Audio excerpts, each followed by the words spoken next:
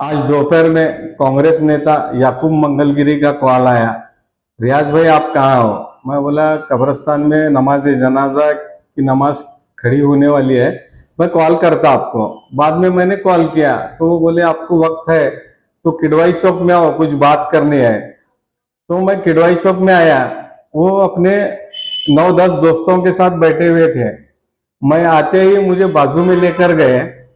बाजू में ले जाकर कहा कि देखो, नसीम खलीफा और शोएब महागामी का कहना ऐसा है कि जो तुम्हारा मकसद है वही हमारा भी मकसद है, तो आप 20 लाख रुपए लेकर शोएब महागामी और खलीफा को पाटिंबा दो। मुझे शौक हुआ। मैं बोला 1 मिनट याकूब भाई इधर आओ। मैं उनके बैठे हुए दोस्तों के पास लेकर गया और उन लोगों से कहा आप मुझे पहचानते क्या? मैं तो सिर्फ परबाग केस में 2 लोग दिख रहे, बाकी लोगों को मैं नहीं जानता, आप लोग मुझे जानते क्या? सब लोग बोले अरे रियाज भाई आपको कौन नहीं जानता, पूरा शहर आपको जानता है। मैं बोला याकूब भाई का ऐसा प्रस्ताव है कि मैं शोएब महागामी और नसीम खलीफा को जाहिर पाटिंबा दूं और अपनी उम्मीदवारी पीछे लूं, तो आपका क्या कहना है? तो सब लोगों ने कहा अरे ऐसा कैसा, उन लोगों को चाहिए कि अपना फॉर्म पीछे लेकर आपको सपोर्ट करे, क्योंकि आप में काबिलियत है और पूरा शहर जानता है कि मुसलमानों में एक ही लीडर तो है जो बात करता है और वो भी सही बात करता है, हकीकत बयान करता है, किसी से डरता नहीं।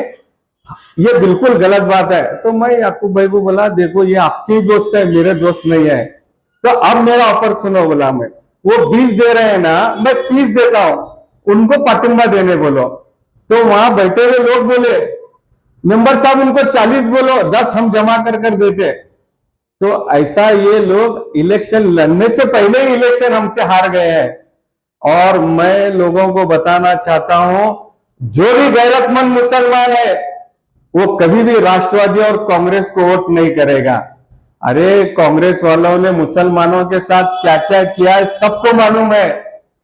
अरे वन साइड हम मुसलमान जब खासदार को चुनकर दिए तो हमारा शुक्रिया अदा किया नहीं गया, पद्मशाली समाज का शुक्रिया अदा किया गया, जबकि 20,000 वोट भी वहां से नहीं मिले। और जब संसद में उन्होंने आरक्षण के लिए मुद्दा उठाया तो वहां पर मुसलमानों का मुद्दा नहीं उठाया, वहां पर उन्होंने धनगर और मराठा समाज को आरक्षण देने की बात की है। बिल्कुल दो, धनगर को भी दो, मराठा को भी दो, उसी तरह मुसलमान को भी दो। आज हमें आरक्षण की सबसे ज्यादा जरूरत है, हमारा समाज पिछड़ा हुआ है। वो हमारे आरक्षण की बात न करते हुए धनगर समाज और मराठा समाज को आरक्षण की बात करते।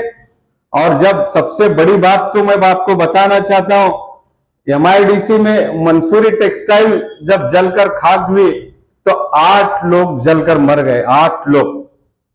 इस घटना को नरेंद्र मोदी जी ने, राष्ट्रपति द्रौपदी मुर्मू ने, राहुल गांधी जी ने, देवेंद्र फडणवीस जी ने ट्वीट कर कर शोक जताया कि इस घटना का हमको बहुत दुख हुआ, लेकिन इस कांग्रेस सदस्य के मुंह से कभी उसके लिए शोक नहीं जता गया। तो ऐसे लोगों को आज वोट देने वाली क्या जनता? अरे रियाज खरादी में क्या खराबी है, क्या काबिलियत नहीं है?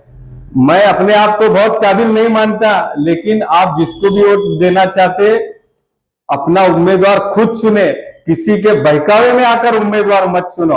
आप अपने वोट के खुद मालिक हैं। अगर रियाज खरादी को नहीं देना चाहता है तो मुझसे जो काबिल उम्मीदवार है उसको दो। और ये लोग आज इलेक्शन लड़ने से पहले ही हार गए और कोई माई का लाल पैदा नहीं हुआ रियाज खरादी को खरीद सके। रियाज खरादी बिकाऊ नहीं है। मैं सत्ताधारी पार्टी छोड़कर आया हूं सिर्फ 2 दिन में। कौन डेयरिंग करता? लोग चमचागिरी कर कर पांव पड़कर टिकट ले रहे, मैं दी हुई टिकट को ठोकर मारकर आया हूं। मैं वो रियाज खरादी हूं। सत्ताधारी से 4-5 करोड़ रुपए बजट लेता तो 50-60 लाख रुपए कमाता था। मुझे पैसे की कोई लालच नहीं है, अल्लाह का दिया सब कुछ है। मैं इलेक्शन है ना फेयर एंड फेयर लड़ना चाहता हूं। अरे लड़ो ना इलेक्शन, आप में काबिलियत है तो लोग आपको चुनेंगे। और मैं लोगों से कहना चाहता हूं पार्टी मैटर नहीं करती। लोग बोल रहे हैं समाजवादी पार्टी का यहाँ कुछ नहीं है, यहाँ लोग उम्मीदवार देखकर चुनते हैं। हम दोनों काबिल उम्मीदवार हैं, एजुकेटेड उम्मीदवार हैं। राजा सर रिटायर्ड हेडमास्टर है, मैं खुद बीए बीएड हूं और मैं 9 साल क्या काम किया है लोगों को मालूम है। तो आज जो इन्होंने ये गलत हरकत की, चाहता तो कंप्लेंट कर आचार संहिता में इनकी उम्मीदवारी भी रद्द करने का अर्ज दे सकता था, लेकिन मैं लड़ना चाहता हूं इन लोगों के खिलाफ, लड़कर यह साबित करना चाहता हूं कि जनता किसके साथ है।